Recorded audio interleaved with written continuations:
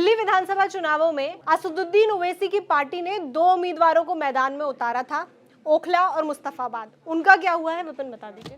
बिल्कुल, ओखला की सीट और मुस्तफाबाद की सीट दोनों हाई प्रोफाइल सीट थी, क्योंकि यहाँ से एआईएमआईएम ने 2 उम्मीदवारों को उतारा, जिसमें से उन पर दंगों के आरोप भी लगाए गए। एक तरफ मुस्तफाबाद की सीट थी, सबसे पहले वो स्क्रीन पर खुली हुई है, मैं उसके बारे में आपको बता देता हूँ क्या अपडेट्स हैं।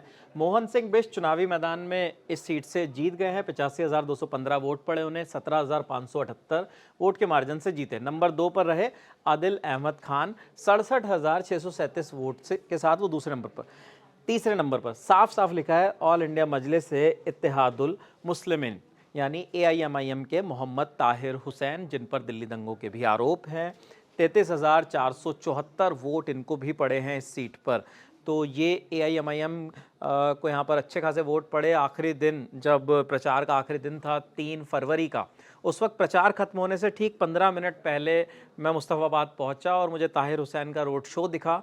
हुजूम था दूर तलक, लगभग 1 किलोमीटर लंबा, और उसे देखकर ऐसा लग रहा था कि कहीं ना कहीं ताहिर हुसैन के पक्ष में भी इस सीट पर हवा है।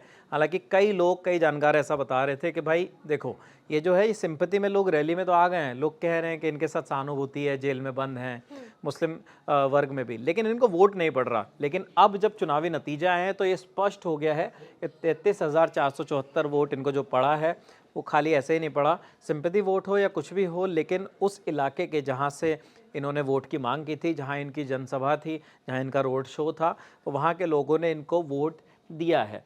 इसके अलावा इस सीट पर चौथे नंबर पर अली मेहदी रहे हैं, 11,763 वोट उनको मिले। इनके पिताजी जो हैं कांग्रेस के पूर्व विधायक थे इस सीट से, हसन अहमद, उनके ये बेटे हैं, ये भी आम आदमी पार्टी चले गए, फिर वापस कांग्रेस में आ गए, उससे पहले कांग्रेस में ही थे। आदिल अहमद खान हाजी यूनुस यहाँ से विधायक थे मुस्तफाबाद से 2020 वाले टर्म में, उनका टिकट काट दिया गया 2025 में, अब उनकी जगह पे आदिल अहमद खान को उतारा गया, तो अच्छे खासे वोट वो भी ले गए, लगभग 67-68 हज़ार वोट इनको मिले। लेकिन बीजेपी ने मोहन सिंह बिष्ट को उतारा था एआईएम के खिलाफ, आम आदमी पार्टी के खिलाफ।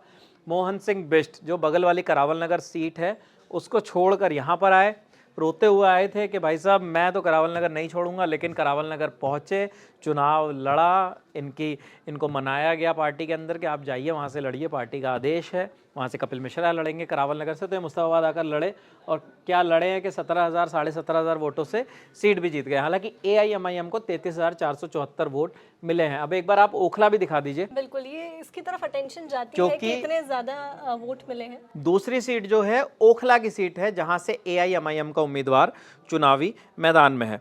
तो ओखला की परिस्थिति भी आपको बता दूं, वहां से बीजेपी नहीं जीती, वहां से आम आदमी पार्टी जीत गई है। वहां भी एआईएमआईएम थी और अमानतुल्लाह खान लगभग 88,943 वोट लेकर चुनाव जीत गए हैं। उनके सामने मनीष चौधरी थे, 65,304 वोट, 23,000 वोटों से हारे। लेकिन एआईएमआईएम के उम्मीदवार थे शिफाउर रहमान खान, जिन्हें 39,500 वोट मिला इस सीट पर।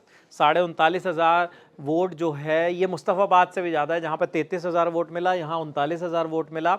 और शिफाउर रहमान जो है वो तीसरे नंबर पर है, और उनकी वजह से कांग्रेस की अरीबा खान, जिनका इंटरव्यू भी हमारे साथी सिद्धांत जी ने किया था जब वो ओखला गए थे, वो नंबर 4 पर रही, 12,000 उनको वोट मिला। जैसा कांग्रेस का प्रदर्शन अमूमन ज़्यादातर सीटों पर रहा, लेकिन एआईएमआईएम आ गई तो वो 3 से खिसक कर 4 पर पहुँच गए।